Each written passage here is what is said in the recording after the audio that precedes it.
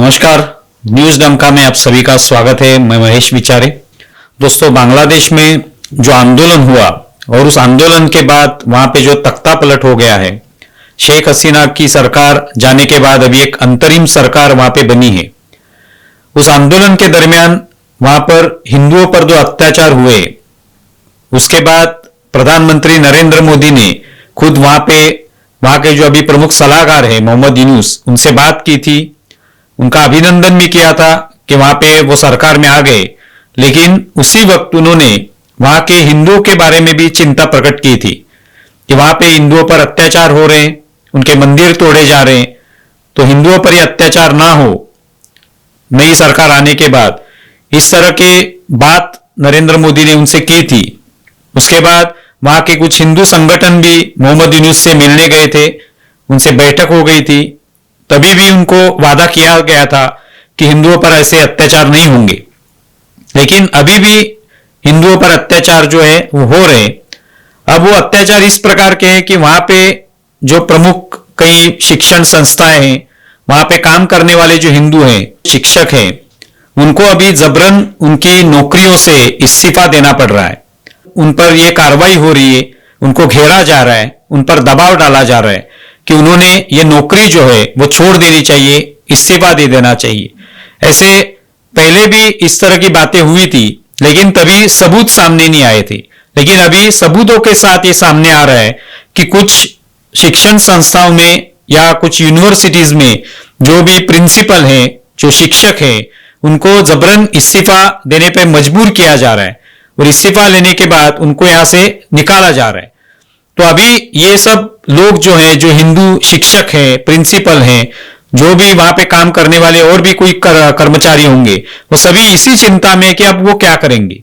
क्योंकि वहां पर अगर उस शिक्षण संस्था से या किसी भी कंपनी से उनको अगर निकाला गया है, तो वहां पे तो दूसरी किसी कंपनी में उनको नहीं लिया जाएगा। क्योंकि अगर वो हिंदुओं के खिलाफ इस तरह का आंदोलन चलाया गया है कि वहां पे जो भी हिंदू काम कर रहे हैं उनको इस्तीफा देने के लिए मजबूर किया जाए और उनको वहां से भगा दिया जाए, तो फिर वहां पे नौकरी और किसी कंपनी में करना भी मुश्किल है। तो स्वाभाविक है कि उनको एक तो बांग्लादेश छोड़ना पड़ेगा, वो भारत में आना पड़ेगा, या और किसी देश में उनको जॉब के लिए जाना पड़ेगा।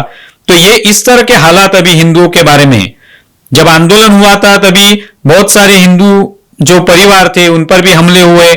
लगभग 200 से ज्यादा ऐसे घटनाएं घटी वहां पे जिसमें हमले हुए। कुछ हिंदुओं को मार भी दिया गया, महिलाओं पर भी अत्याचार हुए। इस तरह की बातें सामने आ रही थी। तो अभी भी ये पूरी तरह से थमा नहीं है।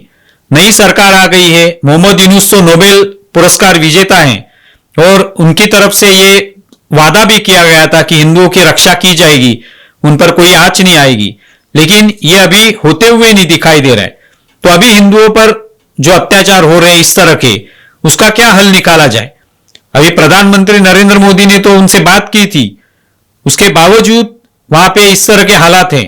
तो अभी इन सभी जो हिंदू वहां पे है जिनको इस नौकरियों से निकाला जा रहा है, क्या उनको भारत में शरण दी जाएगी, क्या होने वाला है, या उनको वहां से निकाला जाएगा।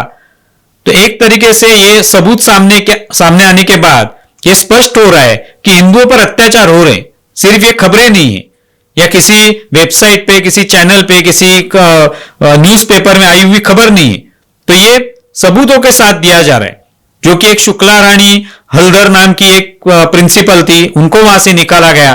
गीतांजलि बरुआ, ये जो एक शिक्षिका थी, उनको भी निकाला गया, उनको घेरा गया। उससे पहले कभी बात नहीं हुई थी इस्तीफे की, लेकिन अचानक जब वो कॉलेज गई तब उनको घेरा गया, उन पर दबाव डाला गया, उनसे एक कागज पर लिखवाया गया कि आपने इस्तीफा दे दिया है। तो इस तरह की बातें अभी वहां पे हो रही है। तो एक तरीके से सबूत मिल गए कि बांग्लादेश में हिंदुओं पर अत्याचार हुए। अब तक तो सिर्फ खबरें थी, लेकिन ये सबूतों के साथ अभी ये स्पष्ट हो रहा है कि वहां पे हिंदुओं पर अत्याचार हो रहे। तो जहां पे हिंदुओं पर अत्याचार होते हैं वहां पे स्वाभाविक तौर पर इस्लामीकरण होने की बात हम लोग करते हैं। और जिस तरह से पाकिस्तान में हिंदुओं की जो संख्या थी, जब ये पाकिस्तान बना तभी जो हिंदुओं की संख्या थी वो आज घटकर बहुत कम हो गई है। बांग्लादेश में भी कभी 22% हिंदू हुआ करते थे, आज वो 8% से भी कम है।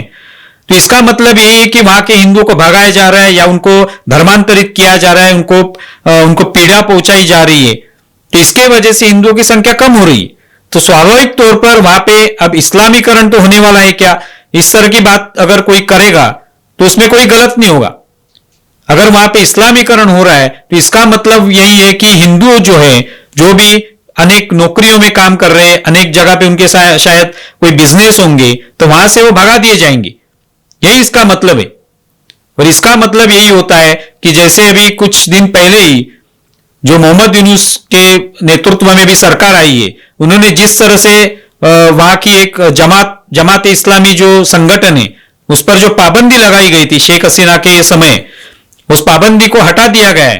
तो इसका मतलब इस तरह के इस्लामीकरण करने वाली जो संगठन है, जो कि एक बड़ी पॉलिटिकल पार्टी भी है वहां पे, और इस्लामीकरण करने के समर्थन में वो पार्टी है, तो इस तरह की पार्टी पर लगाई गई जो पाबंदी थी वो हटाई गई। इसका मतलब यही है कि वहां पे आने वाले समय में इस्लामीकरण हो सकता है और यही हिंदुओं के लिए खतरे की घंटी हो सकती है। तो अभी हिंदू वहां पे क्या करेंगे, क्या वो भारत में शरण ले सकते हैं या और कहीं जाएंगे या मार दिए जाएंगे, ये पता नहीं है। लेकिन बांग्लादेश में हिंदुओं पर अत्याचार शुरू है, इसका ये सबूत मिला है। आप इसके बारे में क्या सोचते हैं जरूर बताएं। हमारा वीडियो ज्यादा से ज्यादा शेयर करें और हमारे YouTube चैनल सब्सक्राइब करें। धन्यवाद।